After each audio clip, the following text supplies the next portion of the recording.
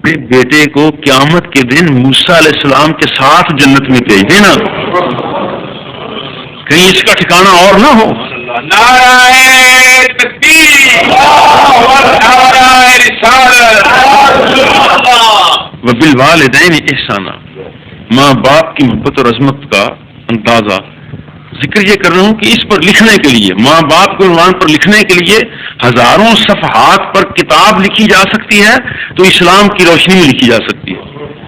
دنیا کے کسی مذہب یا دین کے بارے میں معاملہ نہیں، صرف اسلام کے اندر یہ قوت اور طاقت ہے. بخاری شریف کی حدیث ہے، حضور صلی اللہ علیہ وسلم نے اس حدیث پاک، امام بخاری نے اس حدیث کو روایت کی ہے. بنی اسرائیل کا ایک عظیم بندہ، ولی، مجاہد، ولی، صوفی جریج تھا. اس کا نام تھا جریج. لوگ بڑے ادب اور احترام سے انہیں ملتے، سلام کرتے. عقیدت کا معیار بڑا اونچا تھا. اپنا ایک سوما بنایا ہوا تھا، عبادت گاہ، جس میں صبح سے شام تک عبادت میں مصروف رہتا. اس کے اس گرجے کے اندر ایک کونے میں ایک عورت تھی، بکریاں چرواہی، بکریاں چرانے والی، غریب تھی، بکریاں چراتی تو اس کے ساتھ کچھ ٹھکانا نہ تھا اس کا. وہ شام کو آ کر ایک کونے میں بکریاں ٹھہرا دیتی. اس کا آنا جانا بھی اس کی عبادت گاہ کے میں تھا.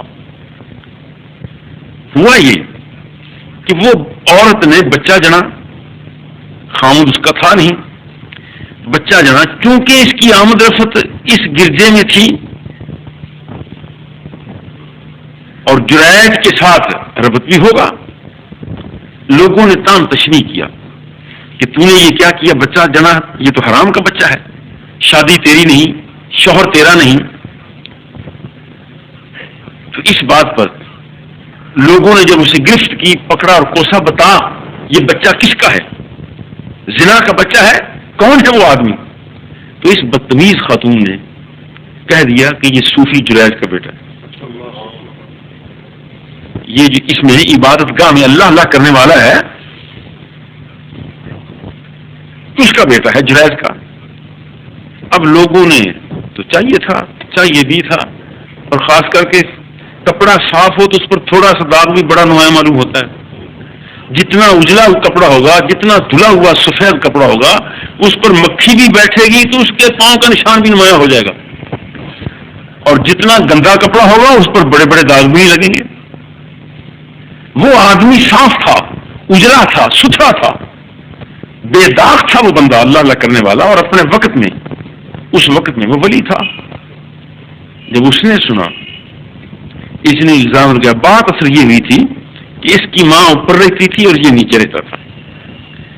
یہ نماز پڑھ رہا تھا جریج، ماں نے بلایا جریج، تو خیال کیا بھی نماز پڑھ کر سلام پھیر کر جواب دے لوں گا.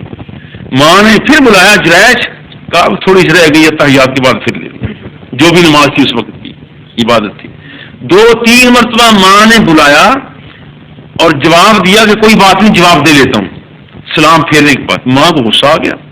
اصل پس منظر اس حدیث کا یہ، ماں کو غصہ آ گیا اور اللہ کی بارگاہ میں عرض کی کہ یا اللہ، یہ میرا بیٹا میں نے پالا پوسا، جوان کیا، پڑھایا، صوفی بنا، اور آج اتنا متکبر ہو گیا ہے یہ صوفی، اتنا مغرور ہو گیا یہ عابد زاہد کہ میرا جواب ہی نہیں دیتا.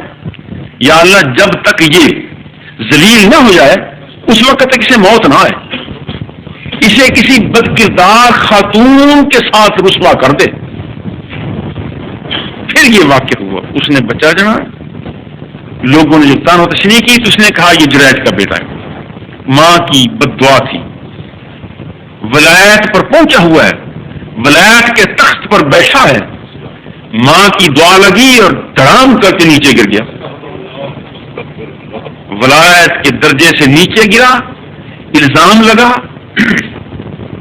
لوگوں نے وہ کٹیا جلا دی، عبادت خانے کو آگ لگا دی، مسلح باہر پھینکا. یہ شکل کیسی ہے صوفیوں کی، عابدوں کی شکل، اور کام بدماشوں کے. جب یہ بات ہوئی تو بڑے پریشان ہوئے. پھر ماں کو رحم آ گیا جب دیکھا کہ میرے بیٹے کی رسوائی ہو رہی ہے. میرا بیٹا تو ذلیل ہو گیا، صوفی تھا، عابد تھا، زاہد تھا، تو پھر دل میں بات آئی کہ یا اللہ معافی کر دے. پھر ماں نے دعا کی. اس دعا کا یہ اثر ہوا کہ جریج کہتے ہیں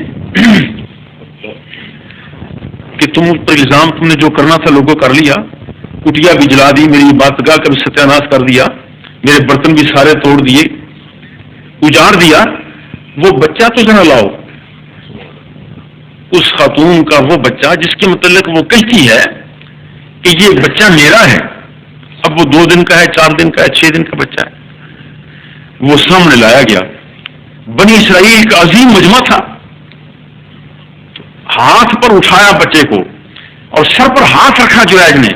کہا بچے کے سر پر ہاتھ رکھ کر کہا کہ بچے تجھے اس خدا کی قسم جس کی تو مخلوق ہے, تو سچ بتا تو بیٹا ہے کس کا.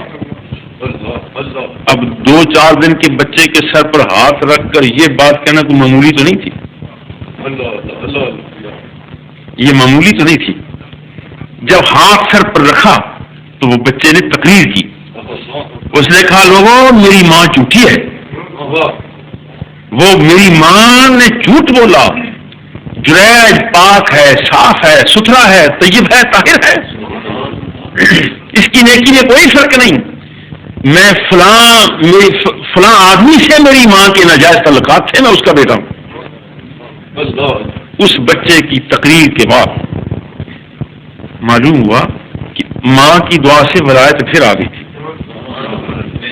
تبھی تو جریج نے سر پر ہاتھ رکھا. ماں کی دعا سے جریج کا ذہن پھر درست ہوا. جریج کو پتا تھا اللہ کی دی ہوئی طاقت کے ساتھ کہ میں اس کے سر پر ہاتھ رکھوں گا, یہ بولنا شروع کر دے گا. اگر یہ جریج کا ذہن ہوتا کہ یہ بات 2 دن کا بچہ بات کرے گا ہی نہیں تو یہ کام ہی نہ ہوتا. یہ کام اس وقت ہوا جب یقین تھا جریج کو کہ اللہ تعالیٰ نے مجھے معاف کر دیا ہے, کیونکہ وہ بھی سمجھ گیا کہ ماں کی گستاخی لی ہے.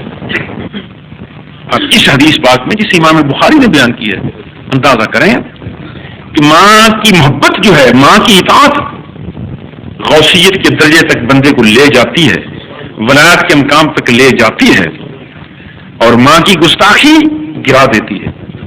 مگر پھر جب ماں کو رحم آتا ہے تو دوبارہ بھی لے آتی ہے. حضور صلی اللہ علیہ وسلم نے فرمایا